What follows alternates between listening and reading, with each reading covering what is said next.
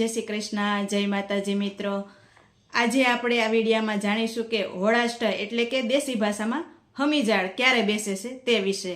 તો મિત્રો, આ વિડીયો મૂકવા પાછળનું એક કારણ છે, તો કારણ શું છે તે આપણે આ વિડીયામાં જાણીશું। આવો વિડીયો તો હું પહેલાં બનાવતી, પણ અત્યારે હું સત્સંગને એવું મૂકું છું, પણ અત્યારે આ વિડીયો બનાવવા પાછળનું એક કારણ છે। એ કારણ કહું ને તો કારણમાં એવું છે કે હું કાલે માર્કેટ ગઈ હતી, ત્યારે એક બેન મને મળ્યા। તો એ બેને મને એવું કીધું કે બેન, તમને હું ઓળખું છું। મેં કીધું ઓળખતા હશો, પણ હું તમને ઓળખતી નથી એમ, કે મેં તમને યુટ્યુબમાં જોયેલા છે એમ। મેં કીધું હા, યુટ્યુબમાં જોયા હશે, તમે યુટ્યુબમાં ચેનલ હકાવો છો? મેં કીધું હા। એટલે કે મેં તમારી ચેનલ જોઈ છે, તમારી ચેનલનું નામ જીવનદીપ છે ને? મેં કીધું હા। એટલે એ બેન કે તો હું તમને એક વાત કહું તો તમે મને એનો જવાબ આપશો? મેં કીધું સારું, જો મને ખબર હશે તો હું જવાબ આપીશ। મેં કીધું એમાં મને કંઈ વાંધો નથી એમ। ત્યારે એ બેને મને એમ કીધું, પ્રશ્ન પૂછ્યો કે આપણે આ 2026 અત્યારે હાલે છે, એમાં હોળાષ્ટક ક્યારે બેસશે? એટલે હોળાષ્ટક એટલે હમીજાળ, આપણે દેશી ભાષામાં હમીજાળ કહીએ, એટલે કે આ હમીજાળ ક્યારે બેસશે એમ। તો મેં એ બેનને એવું કહ્યું કે આટલી તારીખે હોળાષ્ટક બેસે છે અને આટલી તારીખે પૂરી થશે અને આટલા દિવસની હોય ને, એ બધું મેં એ બેનને જવાબ આપ્યો। એટલે એ બેન કે એ તમારી વાત સાચી છે, પણ હું ઘરે જઈશ ને તો આ ભૂલી જઈશ તારીખ ને બધું। એ કે તો તમે એ કે એમ મારી કે એક ફરમાઈશ પૂરી નહીં કરો? એ કે મેં કીધું બોલો હું? કે તમે એ કે આ હોળાષ્ટક વિશે, હમીજાળ વિશેનો એક વિડીયો બનાવીને મૂકો ને યુટ્યુબમાં એમ, કે પહેલાં તમે મૂકતા જ ને, એ કે તહેવાર આવે એ પહેલાં એ કે તહેવાર વિશેની માહિતી, ક્યારે તહેવાર આવે છે, એનું મહત્ત્વ શું છે, એ બધું મૂકતા, એવી રીતે એક વિડીયો બનાવીને મૂકો એમ। એટલે મેં કીધું વાંધો નહીં, સારું હાલો, તમારી ઈચ્છા છે તો હું એક વિડીયો બનાવીને જરૂર મૂકીશ। આ કારણને લીધે મેં આજે આ વિડીયો બનાવ્યો છે।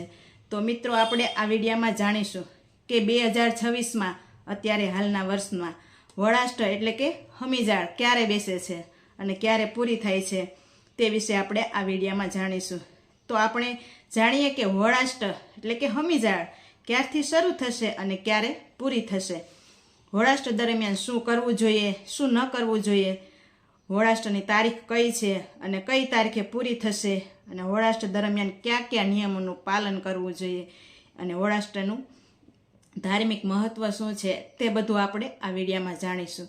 તો મિત્રો, એક વિનંતી છે કે મારી ચેનલને જો તમને આ વિડીયો ગમે અને જે મેં વિડીયો મૂકું છું એ આપને ગમતા હોય તો મારી ચેનલને લાઈક કરજો, કોમેન્ટમાં પણ જણાવજો કે તમને વિડીયો કેવો લાગ્યો, અને જો મારી ચેનલ તમે પહેલીવાર જોતા હો તો સબસ્ક્રાઈબ કરી લેજો, જેથી આવા અવનવા વિડીયો તમને જોવા મળશે।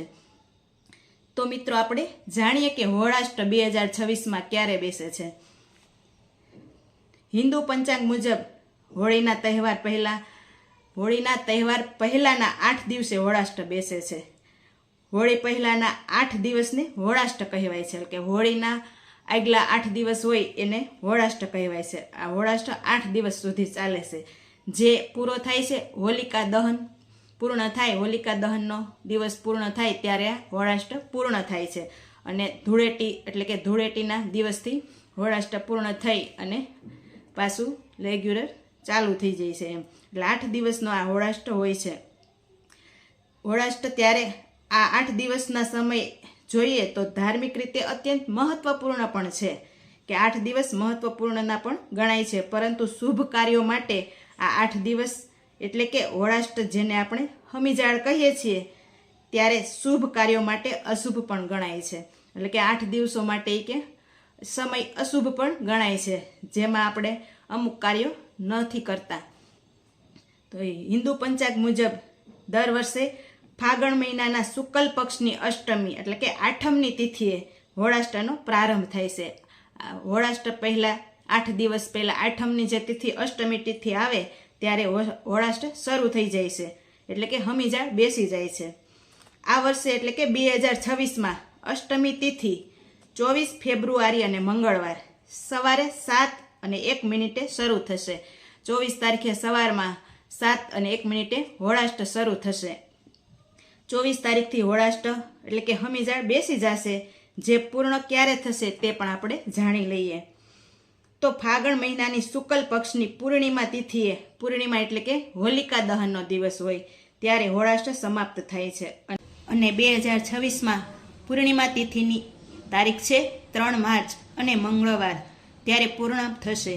2026માં પૂર્ણિમા 3 માર્ચ અને મંગળવારે સાંજે 5:55 વાગે શરૂ થશે. એટલે કે 5:55 શરૂ થશે અને 4 માર્ચ બુધવારે સવારે 5:07 પૂર્ણ થશે. એ હોલિકા દહનનો આ સમય છે. 3 માર્ચ મંગળવારે સવારે 5:55 શરૂ થશે અને 4 માર્ચ બુધવારે 5:07 પૂર્ણ થશે. તો આવી રીતે 4 માર્ચ બુધવારના રોજ હોળાષ્ટકનો અંત આવશે. જે ત્યારે હોલિકા દહનનો દિવસ પૂર્ણ થાય ત્યારે આ હોળાષ્ટક પૂર્ણ થશે. આ વર્ષ હોલિકા દહન 3 માર્ચ મંગળવારના દિવસે છે અને ધૂળેટી 4 માર્ચ બુધવારના દિવસે ઉજવવામાં આવશે. મિત્રો, આપણે હવે જાણીએ કે હોળિકાષ્ટકનું ધાર્મિક મહત્વ શું છે. તો ધાર્મિક માન્યતાઓ અનુસાર હોળાષ્ટક દરમિયાન ગ્રહોની સ્થિતિ અનુકૂળ માનવામાં આવતી નથી. જ્યોતિષશાસ્ત્ર મુજબ આ સમયગાળામાં ગ્રહો ઉગ્ર સ્વભાવ ધરાવતા હોય છે. 8 દિવસ જે ગ્રહો ચાલતા હોય એનો સ્વભાવ ઉગ્ર હોય, જેના કારણે આ સમય દરમિયાન શુભ કાર્યો કરવા માટેનો સમય યોગ્ય ન કહેવાય એમ. પૌરાણિક કથા અનુસાર આપણે આ સમય દરમિયાન ભગવાન વિષ્ણુના ભક્ત એટલે પ્રહલાદને ભારે કષ્ટ ભોગવવા પડ્યા હતા.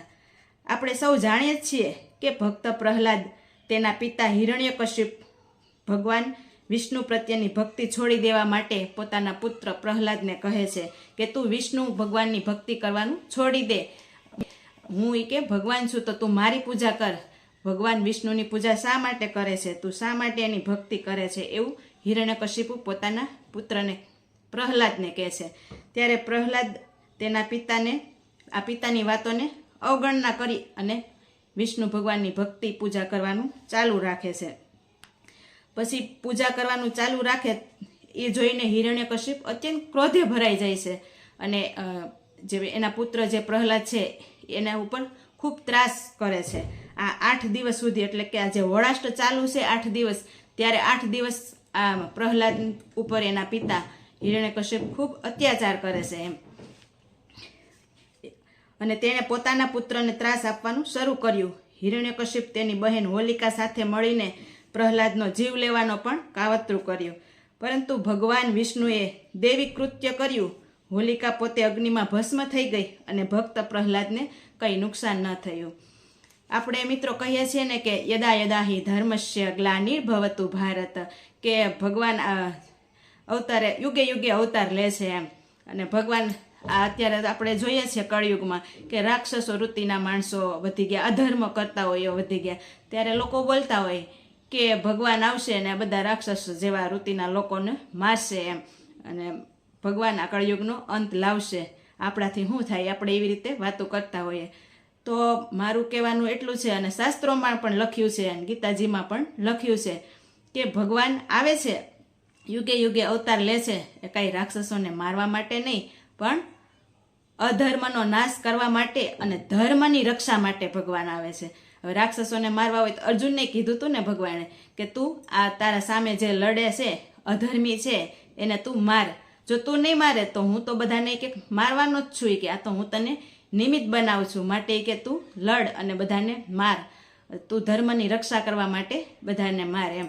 નકર તો ભગવાન ધારે તો એક ક્ષણમાં બધાને મારવાના જ હતા, પણ અર્જુનને નિમિત્ત બનાવ્યો અને ધર્મની રક્ષા માટે ભગવાને અવતાર ધારણ કર્યો હતો. એ પરથી આપણે પણ સમજી શકીએ કે ભગવાન કાંઈ રાક્ષસોને મારવા માટે અહીંથી ધક્કો ન ખાય, અહીંયા ઉપર બેઠો બેઠો મારી શકે, પણ ભગવાન જે ધર્મના રસ્તે છે, જે ધર્મનું કાર્ય કરે છે, જે સત્ય બોલે છે, જે સાચી નીતિથી ચાલે છે, જો એને કોઈ કષ્ટ પહોંચાડે, એટલે કે અત્યારે રાક્ષસો જેવા જ માણસો છે ને જે સાચા માણસોને ખૂબ ત્રાસ આપતા હોય, ત્યારે માણસો કે બિચારો કેટલો સીધો હતો, એના ઉપર જ એવો ઓલા ભાઈ આવું કરે છે એમ, પણ કાંઈ નહીં, એને મારવા ભગવાન એનો દંડ દેહે એમ. પણ ભગવાન એને મારવા માટે નહીં, પણ જ્યાં ધર્મના માર્ગે ચાલે છે એની રક્ષા કરવા માટે ભગવાન જન્મ લેશે. તેવી રીતે જેમ કે આપણે પ્રહલાદ જે ભગવાનનું કામ કરતો હતો, ભગવાનની ભક્તિ કરતો હતો, એની રક્ષા માટે ભગવાને નૃસિંહ અવતાર લીધો હતો, નહીં કે હિરણ્યકશિપુને મારવા. હિરણ્યકશિપને મારવો હોય તો ભગવાન ત્યાં બેઠા બેઠા ન મારી નાખે, પણ ધર્મની રક્ષા માટે ભગવાન આવે છે, સંતોની રક્ષા માટે ભગવાન ધરતી પર અવતાર લઈને આવે છે. તેથી આ હોળાષ્ટક દરમિયાન શું કરવું જોઈએ અને શું ન કરવું જોઈએ એ પણ આપણે જાણી લઈએ. હોળાષ્ટક દરમિયાન શું કરવું જોઈએ, જેમ કે આ 8 દિવસ હોળાષ્ટકમાં આપણે વિષ્ણુ સહસ્ત્ર નામનો પાઠ કરવો, હનુમાન ચાલીસાનો પાઠ કરવો, પછી મહામૃત્યુંજય મંત્રનો જાપ કરવો, આવા શુભ કાર્ય કરવા જોઈએ જેને શુભ માનવામાં આવે છે, જેથી આપણી ઘરની જે સકારાત્મક ઉર્જા છે એ ફેલાઈ રહે. બીજું કે જરૂરિયાતમંદોને અન્ન, વસ્ત્ર અને દાન આપવું એ પણ કલ્યાણકારણ છે. હોળાષ્ટક દરમિયાન શું ન કરવું જોઈએ એ જાણીએ તો જેમાં લગ્ન, મુંડન સંસ્કાર છે, ગૃહ પ્રવેશ છે, આવા શુભ કાર્ય ન કરવા જોઈએ. નવું ઘર, પ્લોટ, વાહન આ બધું ખરીદવા માટે 8 દિવસ પછી સમય આપણે લેવો જોઈએ. મોટા રોકાણ અથવા મહત્વપૂર્ણ નિર્ણયો પણ આ હોળાષ્ટક દરમિયાન ન લેવા જોઈએ. ઘરમાં ક્લેશ, વિવાદ અને ગુચ્છાથી પણ દૂર રહેવું જોઈએ. આ હોળાષ્ટક દરમિયાન વિવાહ અથવા મોટા કાર્ય મુલતવી રાખવા જોઈએ. એટલે કે આ હોળાષ્ટક પૂર્ણ થાય ત્યારે આપણે આ શુભ કાર્ય કરી શકીએ છીએ. કારણ કે જ્યોતિષ શાસ્ત્રોના માન્યતા મુજબ હોળાષ્ટક એટલે કે હમીજાળ દરમિયાન ગ્રહોની સ્થિતિ અનુકૂળ ન હોવાથી આપણે આ શુભ કાર્ય ન કરવા જોઈએ.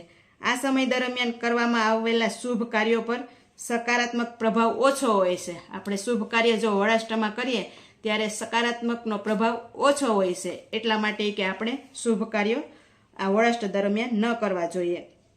તેથી આ દિવસોમાં ધાર્મિક કાર્યો જેવા કે ઉપાસના, તપ, જપ અને દાન પર વધારે ભાર રાખવાનું કહે છે. કે આપણે આ 8 દિવસમાં કે આપણે પ્રભુ ભક્તિ છે, ભજન કીર્તન એ શુભ કાર્ય જરૂર કરી શકીએ છીએ એમ. આ રીતે 24 માર્ચ મંગળવારે હોળાષ્ટક શરૂ થશે અને 4 માર્ચ બુધવારે હોળાષ્ટક પૂર્ણ થશે. મિત્રો આપણે આ વિડીયામાં જાણ્યું કે હોળાષ્ટક એટલે કે દેશી ભાષામાં હમીજાળ ક્યારે બેસે છે અને ક્યારે પૂર્ણ થશે અને કેટલા દિવસની હોય તે બધું આપણે આ વિડીયામાં જાણ્યું. તો મિત્રો મારો વિડીયો આપને ગમ્યો હોય તો મારી ચેનલને લાઈક કરજો, કોમેન્ટ કરજો કેવો લાગ્યો અને નવા હોવ તો સબસ્ક્રાઈબ કરી દેજો.